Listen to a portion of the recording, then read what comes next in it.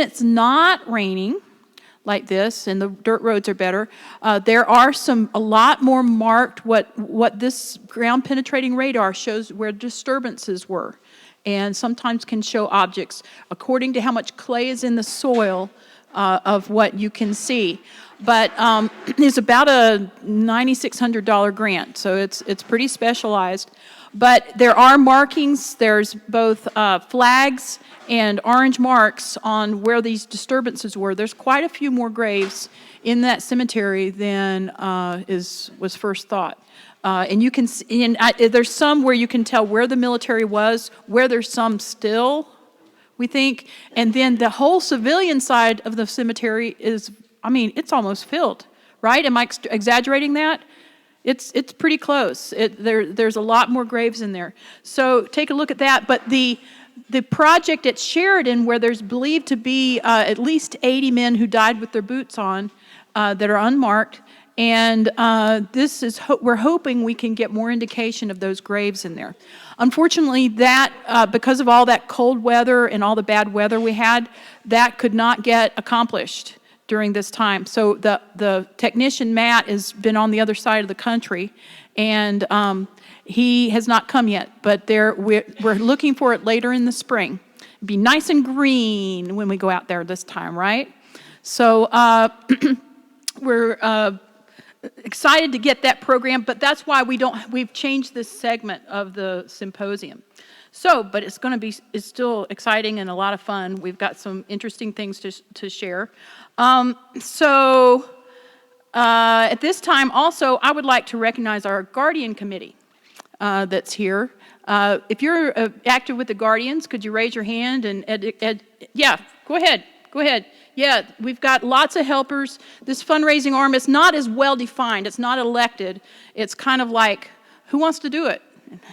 So, we are an outbranch of the Memorial Association. Thanks to all the Guardians for all their work and their passion to help bring all these things together. So, let's see. All right, at this point, too, I just was sitting and thinking, we don't have a good description anywhere of this painting. Stand up with that, Larry. Yeah, here comes Vanna White.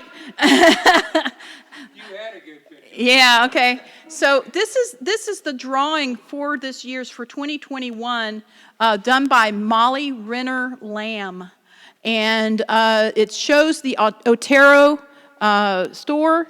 And Otero is just a character unto himself, very important in Sheridan and Santa Fe trail history, and down into there. And so that Otero store is there, as well as the railroad indication, the wagon, and then the pack mules. It demonstrates the trail from the trade route from Sheridan down to Santa Fe. We're really proud of that. It's going to be on all our materials for this year, as well as our 2021 coin, and that is supposed to arrive in the next couple of weeks. And so you'll be getting that shipped to you if you have either ordered it or if you have done it through a Guardian membership. You'll see that coming. It turned out beautifully. It's going to be very, very pretty on the coin. This year it's turquoise for Santa Fe. The color. Yeah, no, I think it's going to be fun.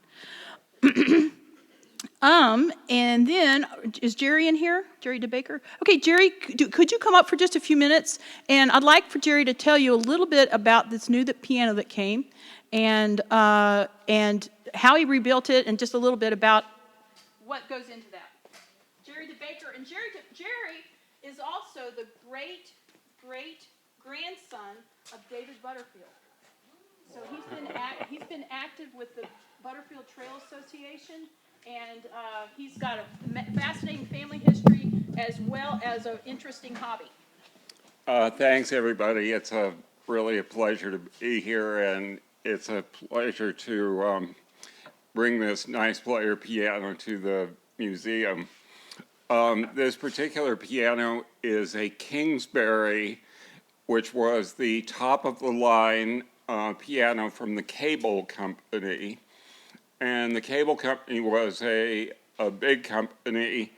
For a while, they owned Mason & Hamlin, which is one of only 2 or 3 piano manufacturers that's still in business in the United States now. So in a couple of places it says Mason and Hamlin on the front. This is what's considered a fairly early player piano. It's 1912, 1913 vintage.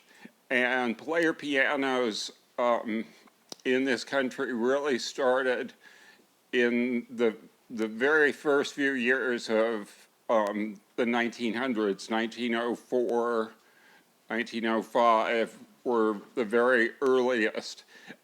Things didn't progress quite as rapidly as technology does nowadays.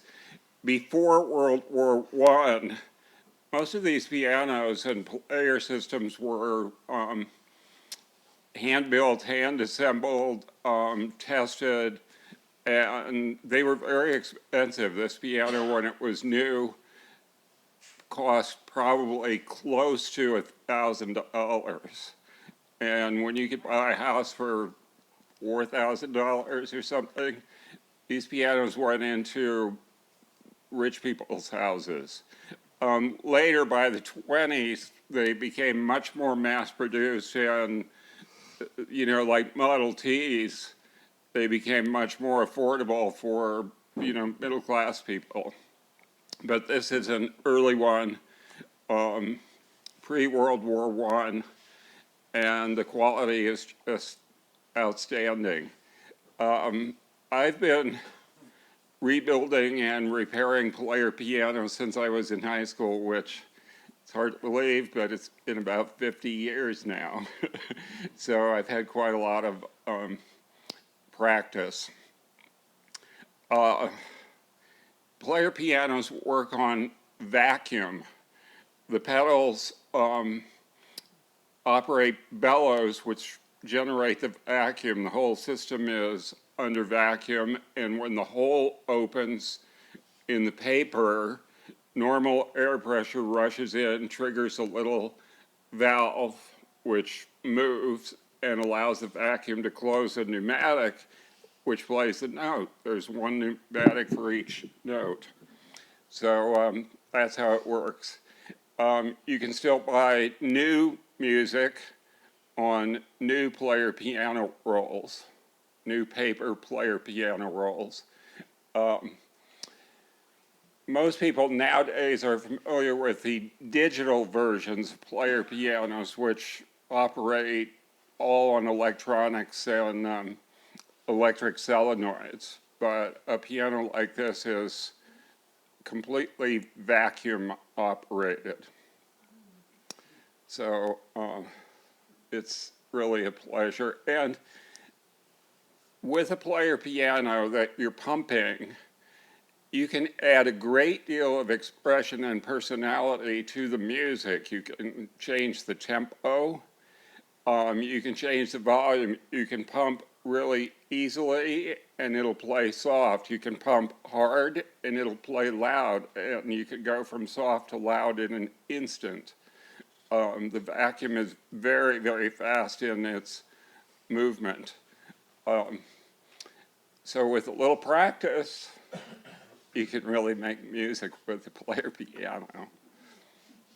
That's great. Any questions? Or if you want to play it, just ask me, and if you think of something, ask, and I'll be happy to talk about it. Perfect. Thanks, Jay. Thank you.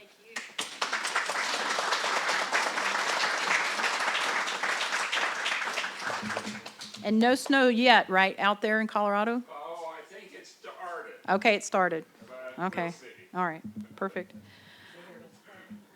Huh? Yeah. Jerry may be with us till spring. Yeah, that's right. Right. We'll find a place for you, Jerry. So, okay. Next, as part of this time, I thought it was very appropriate that we re-show our little film about, if we can, called "The Hidden History of Sheridan." This little film was made by Brenda Trofe, who is Lynn and Rita Kirkham's daughter. She teaches videography and art at the Sharon Springs School. And so she brings the kids into this history, and the kids make these films. This little film was made, I believe it was 2017, with her videography class, and it really sweetly Sheridan. It's very with all the resources they've got, it's really cool how they capture the history of Sheridan. Maybe not. May have to come back to it. Is it working? Yep. Okay, cool. All right. So, and the narrator, you might recognize a voice that you've already heard today. It will ring a bell with you. Okay, Hidden History of Sheridan.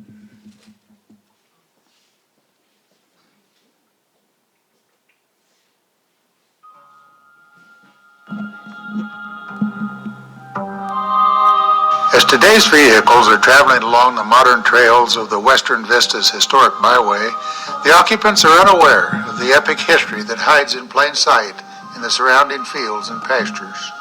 Near milepost 38 of Kansas Highway 40, two lone buttes, once nicknamed Lawrence and Hurlbut, stand guard over what was once the wildest, woolliest town in the West, Sheridan, Kansas.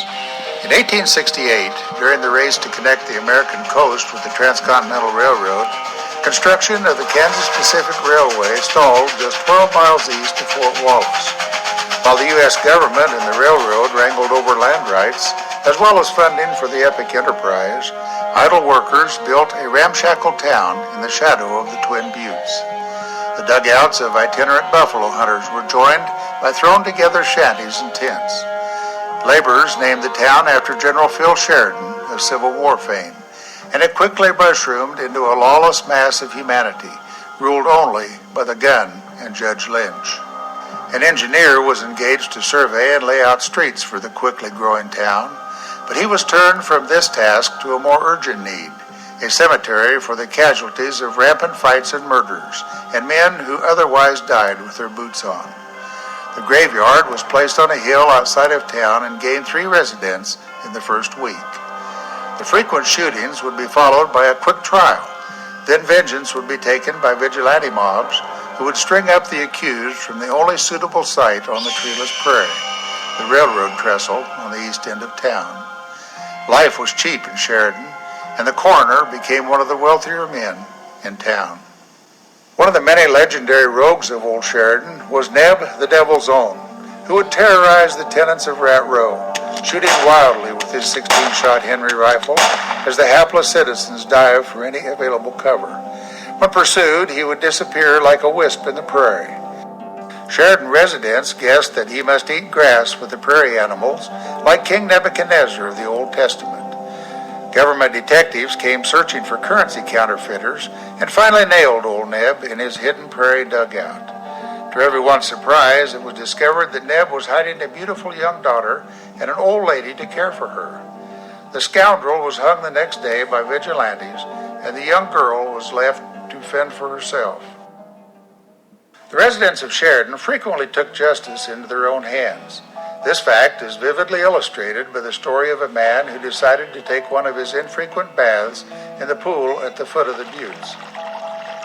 While removing the grime of the prairie, the man stepped on something slimy and soft.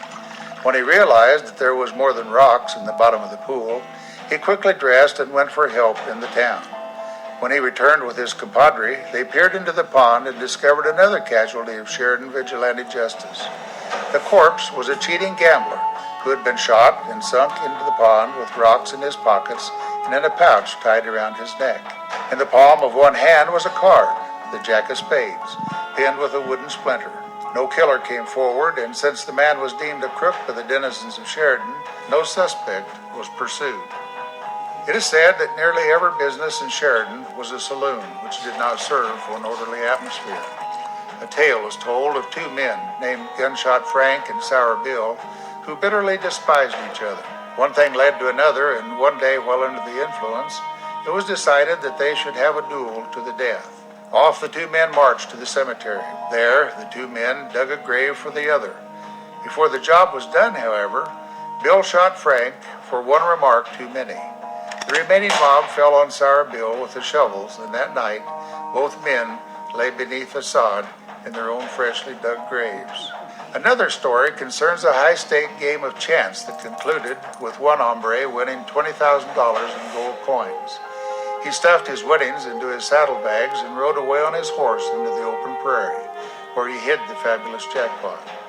By the time the man returned to Sheridan, his gambling companions had concluded that he was a cheater. The disgruntled mob met him with a rope, and the gambler was directly strung up at the railroad trestle. His fortune and coins?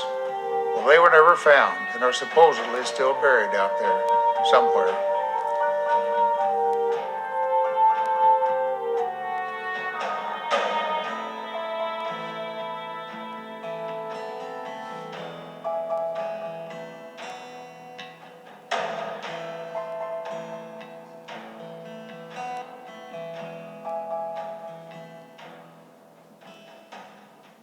The boundless plains of Kansas are a backdrop for fascinating legends and adventures.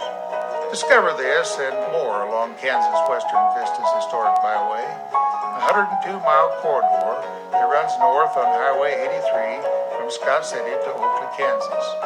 Head west for more history on Highway 40 to Wallace and Sharon Springs. Off the beaten path, you'll find adventure.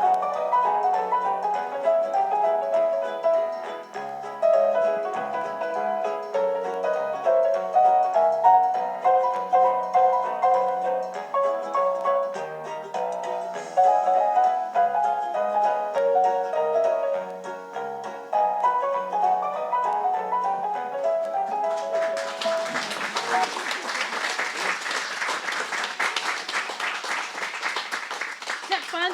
And the dads helped. You know, you saw all the dads in there. It was just it was a great and effective, I think. You know, you get the idea, even though you might see a Wrangler jeans pocket or something like that. But it tells the story really effectively. So, okay, I forgot one thing before we kept going. I should have done our tickets. Let's do some now. Okay, let's take out your raffle tickets for a sec before we call up our next speaker. And if somebody would grab JD and have him on hand in the next few minutes too, that'd be great. He's, I think he's selling raffle tickets or something. All right, so he wants to plug for that. Yeah. Okay. All right.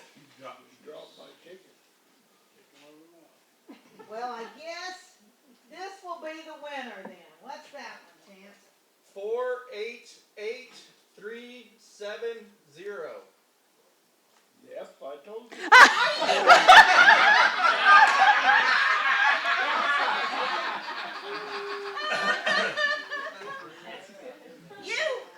You probably ought to have two prizes. I'll tell you what. I'm going to give you this lovely mug. This is from Jack's, this is from Napa. We appreciate all our folks that donate stuff. This is from Napa. And this lovely pair of St. Patty's Day socks. There you go.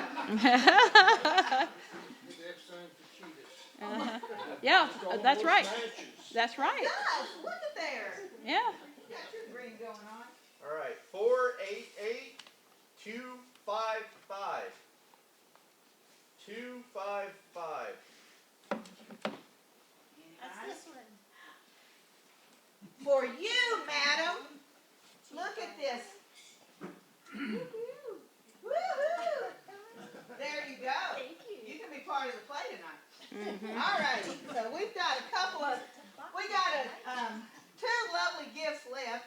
We've got a rain gauge from Farm Bureau, and we have this lovely Batman set of gloves and a little wrap and everything that your grandkids. That's from Judy Berry. Yes, donated by Judy Berry. God bless her. She's not with us today, is she? She's not here today. All right.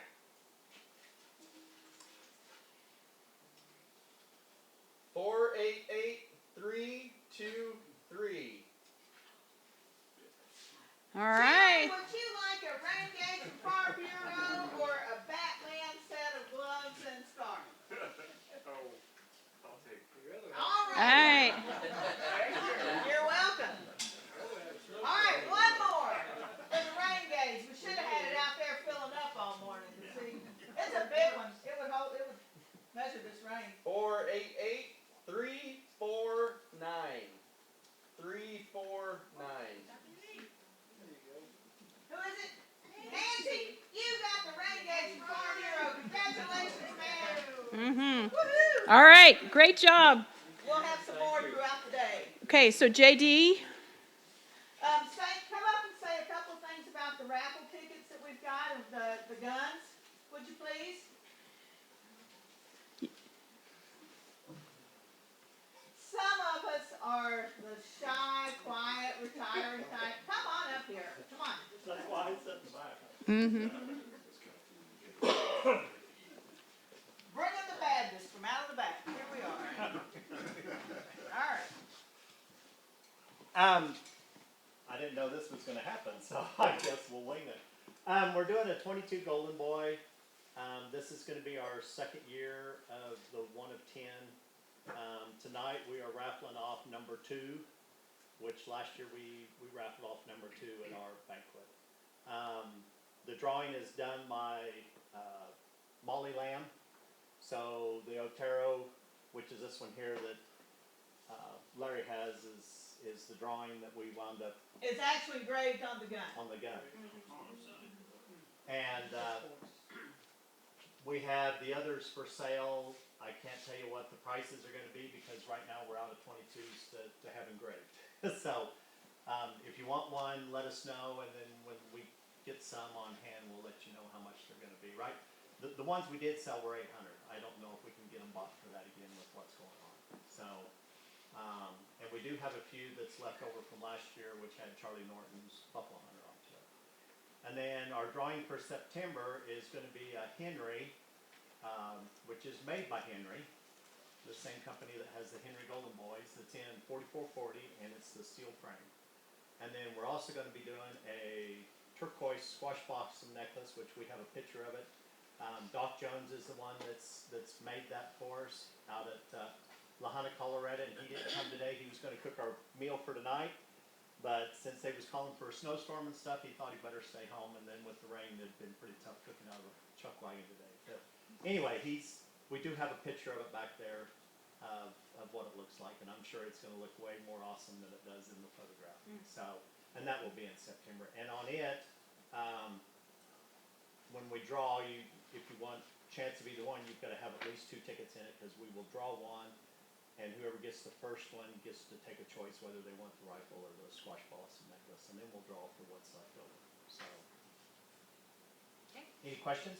So they're selling tickets in the Weiser room. Yep. So if you go in the Weiser room, they've got stuff set up in there, and the auction items are in the Weiser room also for you to take a look at.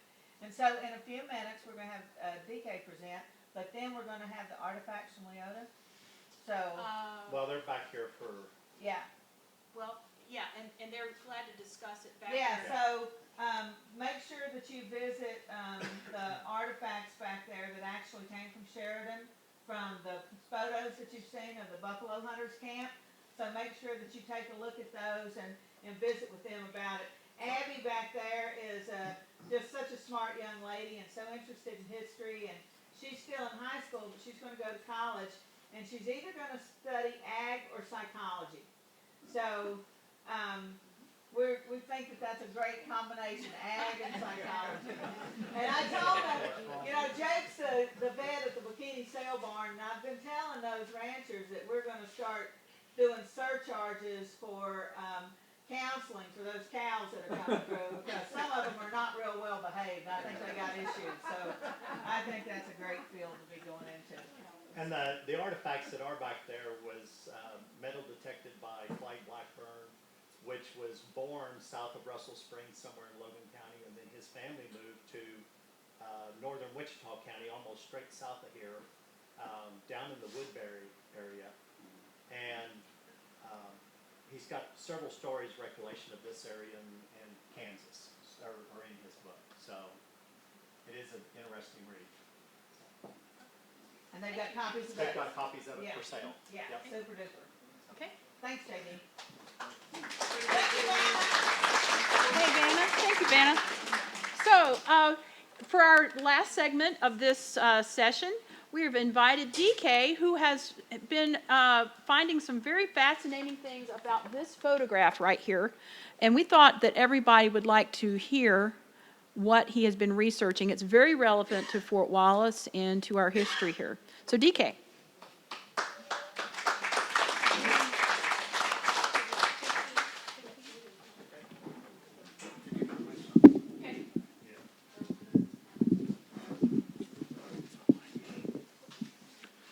Okay.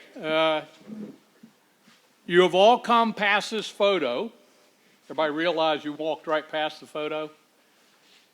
It's right next to the stagecoach on the wall. You came around and came right through to get back to this area, right by this photo. And of 4 despicable characters. And I heard some comments in the back of identifying who these folks are. So if someone would announce which one of these characters you know and which one is it? That's my uncle, my cousin, my brother, None of these folks are currently in prison. Okay? Is California Joe on our right? California Joe. Okay? Comstock on the left. Bill Comstock right here. Edmund Guerriere. Right here. Which we'll talk about him. He is the most intelligent, most educated of these 4. And you can't tell that by looking at him. So here's the $1 million question. And who is this? I know, but I have an unfair advantage. Maybe you do. Anybody guess? Well, we'll start with him. By the way, Bill Comstock, how old is he in this picture? He's 25. Edmund Guerriere, 27. 27. This is Thomas Atkins with a T, despite what's on the picture. He is 24. And Moses Milner is 38. But we'll start with Thomas Atkins here. Very good place to start. I did slides because in memorizing this, my memory is pretty long gone. But see if where I put page number 3 here.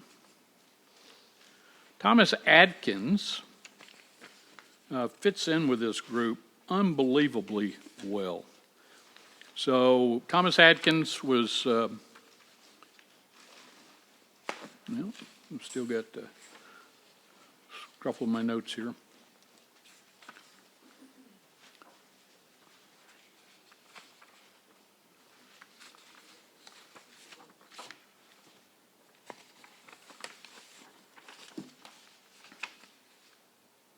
Thomas Atkins was born November 17th, 1842.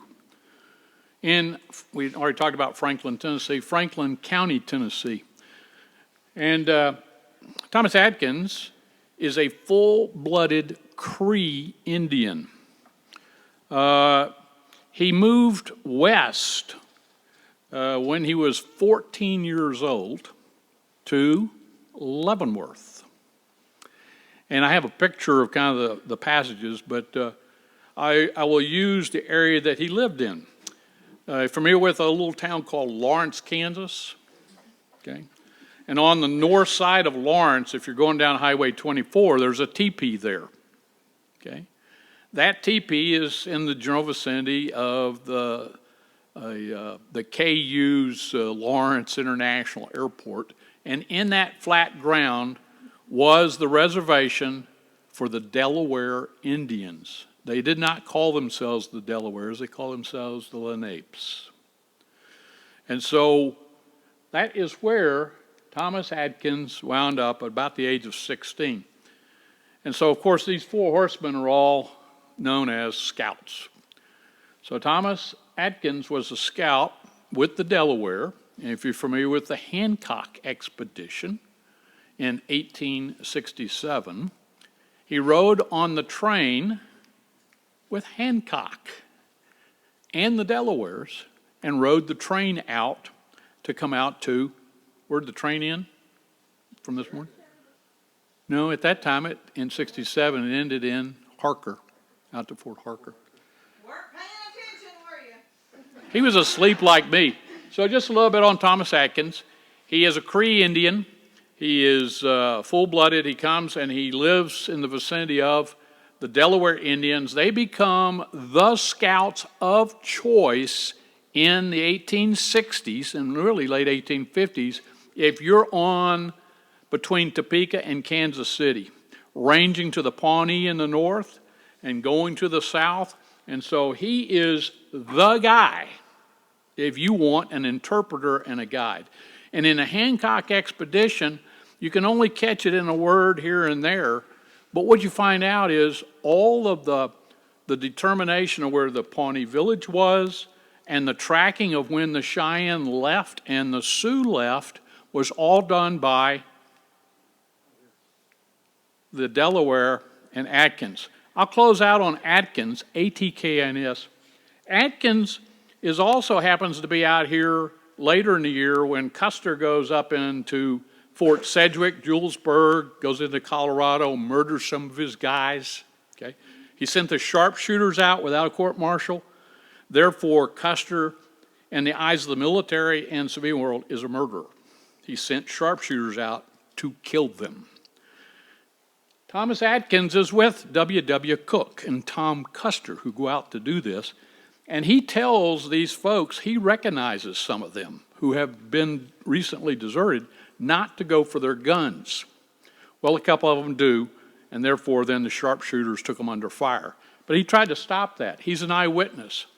So he is called to testify at Fort Leavenworth in the court-martial of George Armstrong Custer as the only civilian quartermaster that testified and had to do with the murder of one of Company K's men. If you're familiar with that, Custer got a year in house arrest for that and some other things that he did. But Captain West of Company K wasn't satisfied with that, so he goes down to Leavenworth, which is where the judge is, for all of Kansas. Prefers murder charges. And Atkins then testifies against Custer downtown.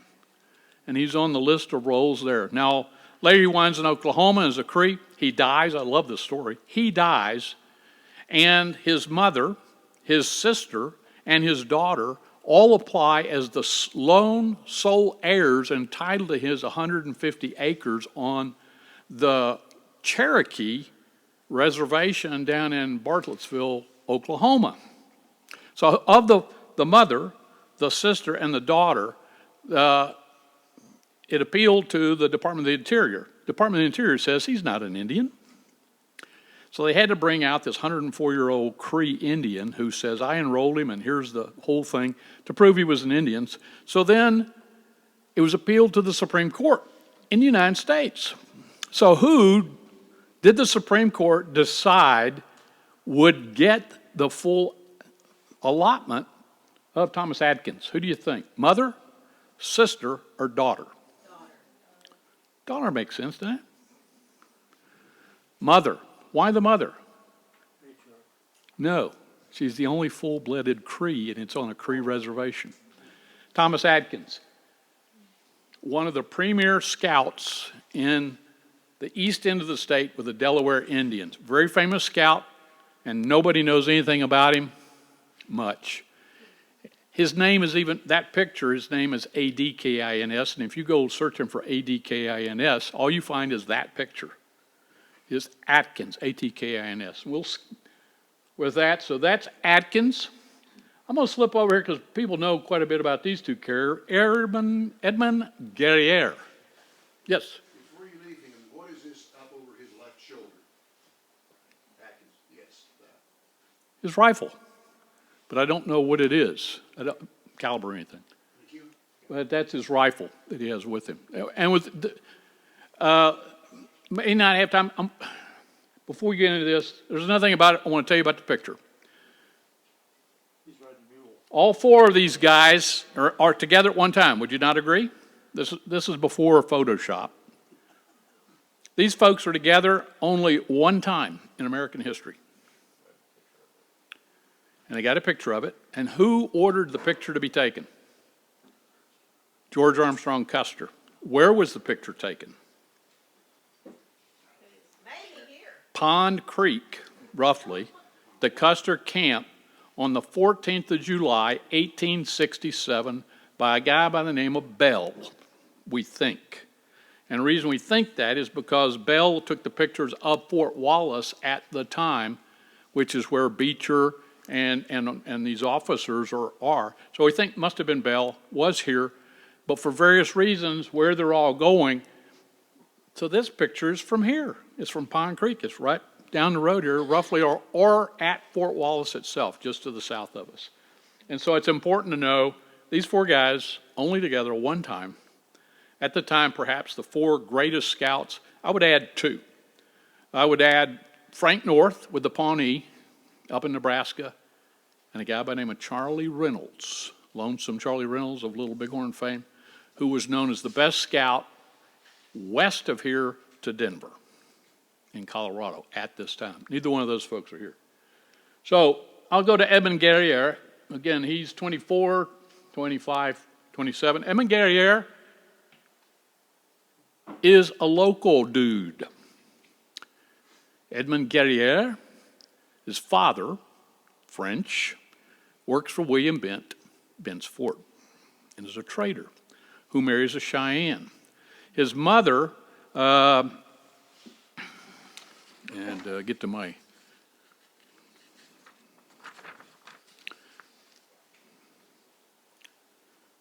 walks in sight, Tatatisna is his mother, and he was born in the Northern Cheyenne camp at Big Timbers on the Smoky Hill River.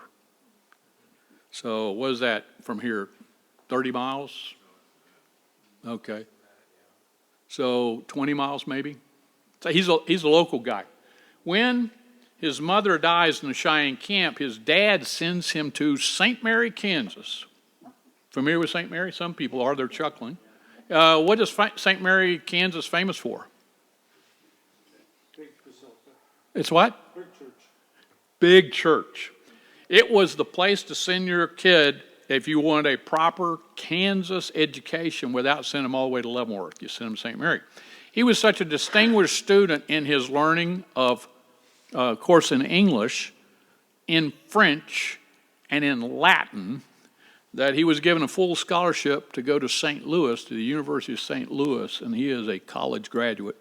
And as far as we know, he spoke about 7 languages and numerous dialects, and he is a Cheyenne. Edmund Guerriere is in a little encampment called Sand Creek.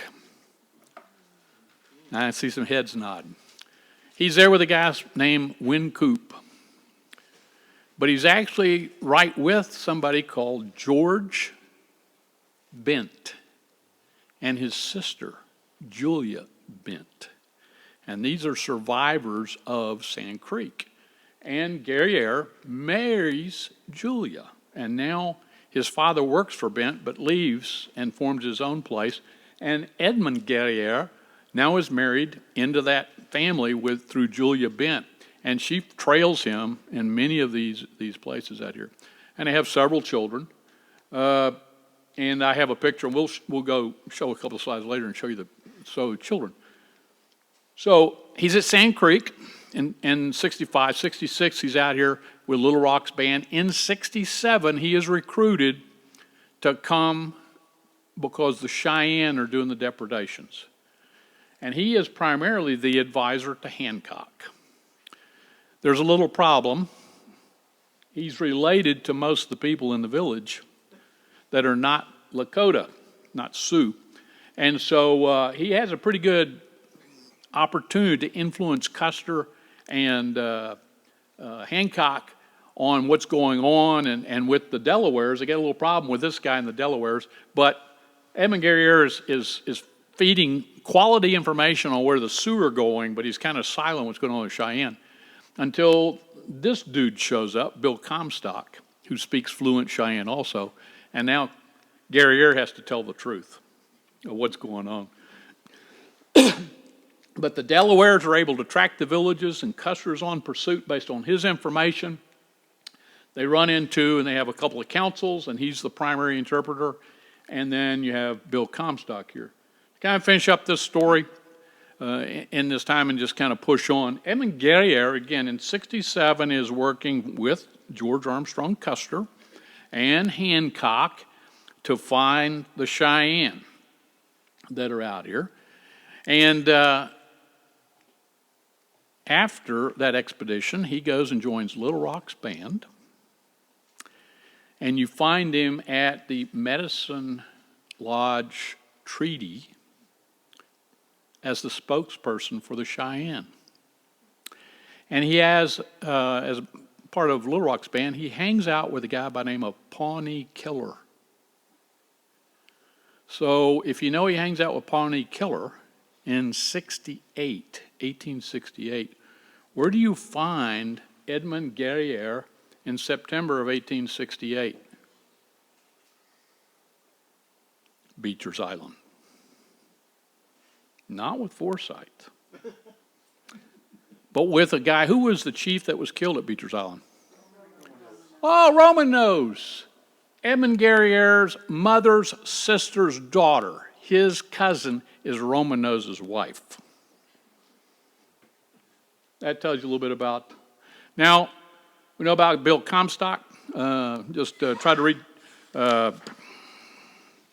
Custer probably described him best. One time described him perfect in horsemanship, fearless in manner, splendid hunter, and a gentleman by instinct, as modest and unassuming as he was brave.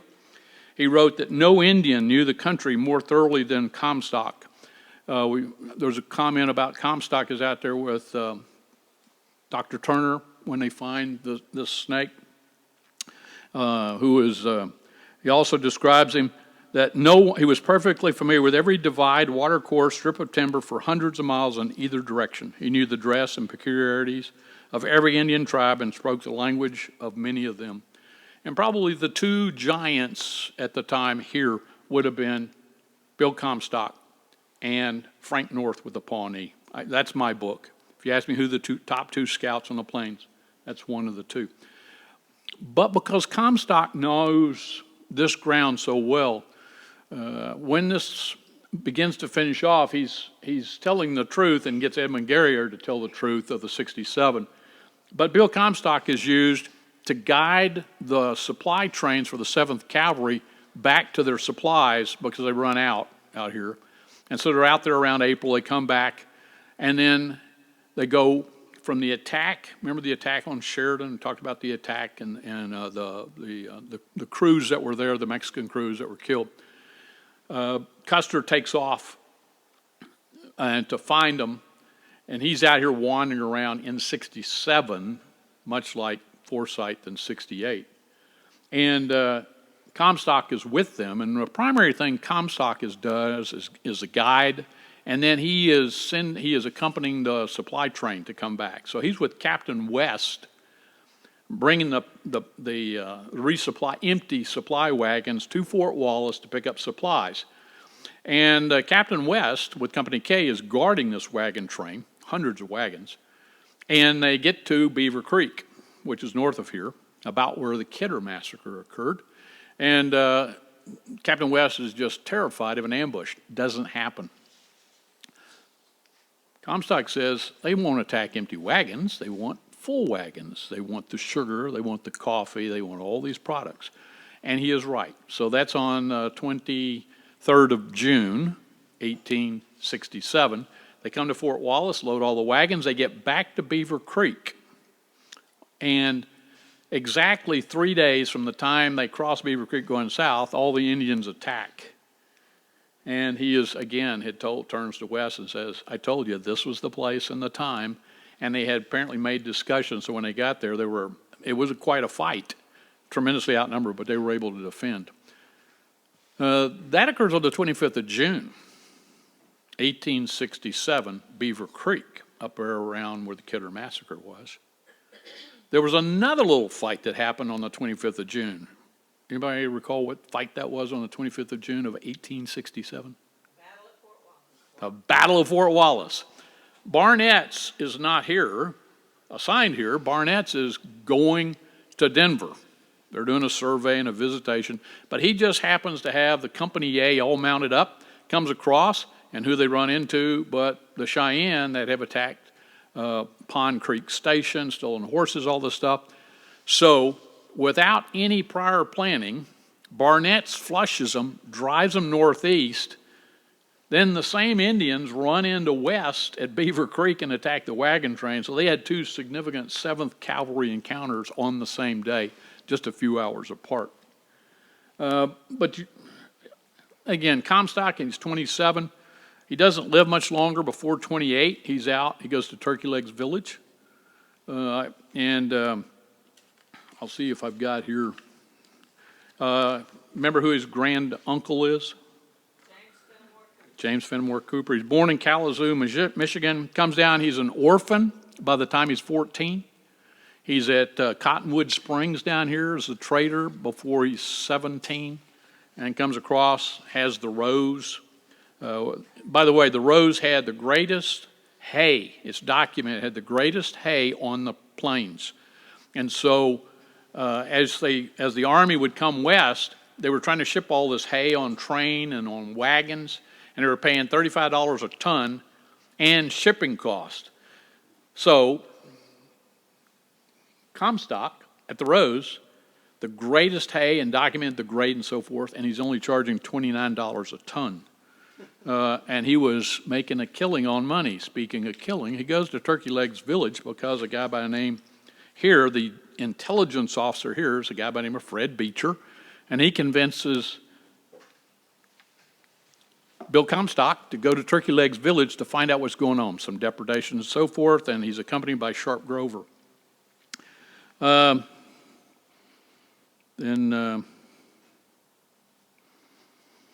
there's a little incident over here in January of '68. He happens to be over there with a guy by the name of Wyatt. His pistol accidentally goes off apparently twice and shoots Wyatt in the back for not paying his expenses. Minor thing, but he's also the guy that found the remains of Redbead and the Kidder massacre. He also, that October-November, takes Kidder's father, who came from Massachusetts, takes his father out and exhumes the Kidder party, and Kidder's body is taken back to the family plot in Massachusetts, and they exhume the rest of them and move them to here initially, right? I think it was here they moved them, and then later moved them to Fort Leavenworth. But a guy by the name of Yellow Bull was in Turkey Legs Village. And Yellow Bull relates that while they're in the village, the two white men argued before leaving and while they were leaving. And quite a fisticuffs was about to ensue, and they thought they were going to shoot. This is Yellow Bull in Turkey Legs Village. Yellow Bull's account is, maybe that white man shot the white man. And then what we do know is Sharp Grover is wounded, and he is treated by the doctor here and found that he's not in bad shape. And there was a question about self-inflicted wound, and the belief is that Sharp Grover shot him in the back for two reasons. The primary reason being this Grover's great friend Wyatt that he had shot in January. But the other reason was the Rose over here is getting $29 a ton for all the hay they can haul up here and great richness. Do you know a guy by the name of Reuben Waller? He was with the 10th Cavalry, the Buffalo Soldiers. He was a former slave, highly educated, could read, and so when Carpenter goes to Beecher's Island, the guy reading all the messages, Reuben Waller. Reuben Waller, also lesser known, was sent to arrest Sharp Grover for the murder of Bill Comstock, and he is brought to Fort Wallace. Colonel Bankhead says, I've lost the number one guy, and if I put Sharp Grover into jail or shoot him for murder, I have nobody left because Parks and the other folks are down south toward Larned. And so he's released. So I believe that Sharp Grover murdered him in the back to get the Rose Farm. He held it for 1 year. He went to Beecher's Island, and we know that he did nothing at Beecher's Island. He was a coward from the official records. Leads me into that. We'll go with California Joe. I'm probably over time, but you know California Joe, he's 38. My favorite story perhaps on California Joe, Edmund Moses Milner. Anybody know how he got it? Except for the people I've already told. Anybody know how he got his name, California Joe? Any clue? Anybody heard how he got California Joe? Well, make sure I get the right place. He's from Stanford, Kentucky. And at the age of 14, he goes to Fort Laramie, Wyoming. And he's a very colorful character. He winds up on his 21st birthday for a birthday celebration. He goes back to Kentucky, and he marries his cousin. No offense, but from Kentucky, marries his cousin, 13-year-old Nancy Watts. And he and Nancy have a covered wagon, and they leave Stanford, Kentucky in a wagon for the gold fields of California. That was their honeymoon. That's how he got California Joe as his moniker. Now, he and his 13-year-old cousin, he's 21, she's 13, they have 3 children, and he doesn't do well in the gold fields. He moves up to Oregon, has a huge ranch up there, and he leaves her with the 3 children, and he comes back out here. My second favorite story was he's on the 1867 thing as a scout for Custer from Fort Riley, and there's an event one night where he is the chief of scouts for Custer. And he rides into the camp and he says he's found the village. Now, later, Custer says this is a village that popped out of the bottle. He rouses the whole company, and he's leading them on a night charge into the Indian village. And then they can't see him for a while. And then they see this flash of light a few hundred yards out in front of them. And when he comes back, they realize he's lit his pipe and lit up the whole horizon. He comes flopping in on his mule, he's always on a mule, flopping, riding like a mad demon into the company, past them, turns around, and is leading this charge at this bottle, out of this village that popped out of a bottle. And after a while, this company is so strung out, they have to stop, and they realize this thing, so he was fired as chief of scouts.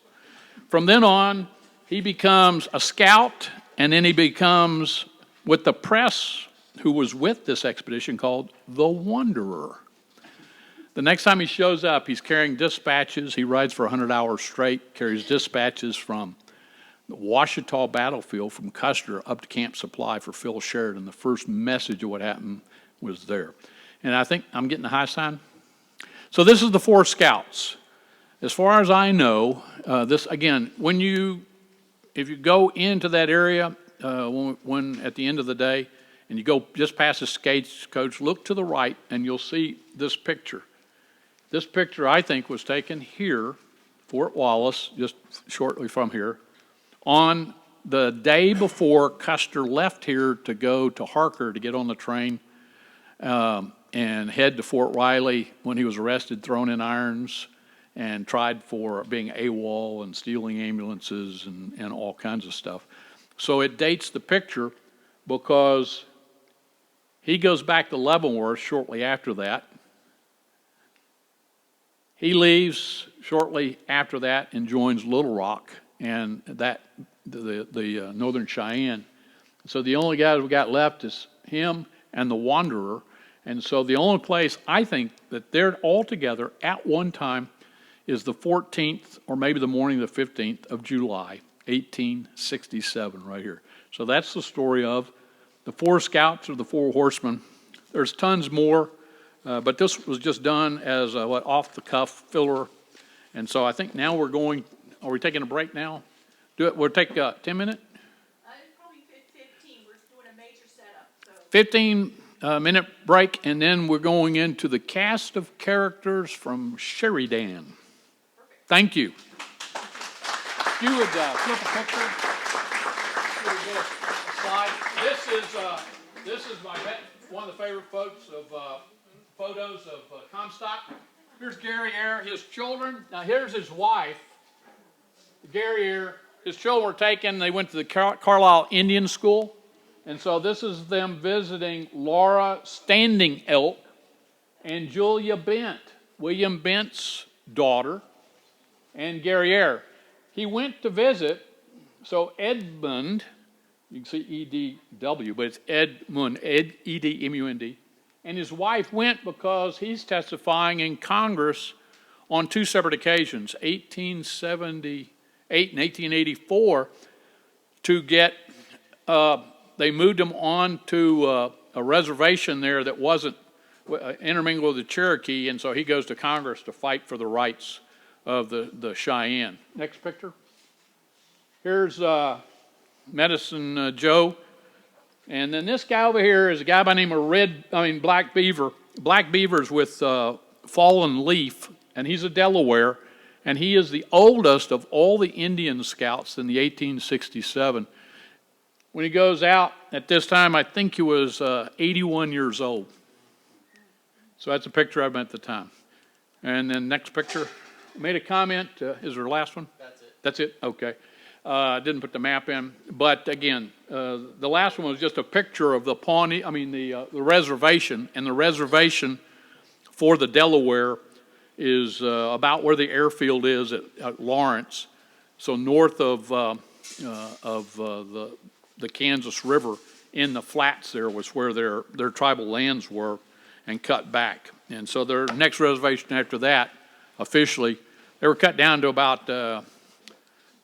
Probably a quarter mile by a quarter mile. They had a huge reservation, quarter mile, and then sent off to Oklahoma.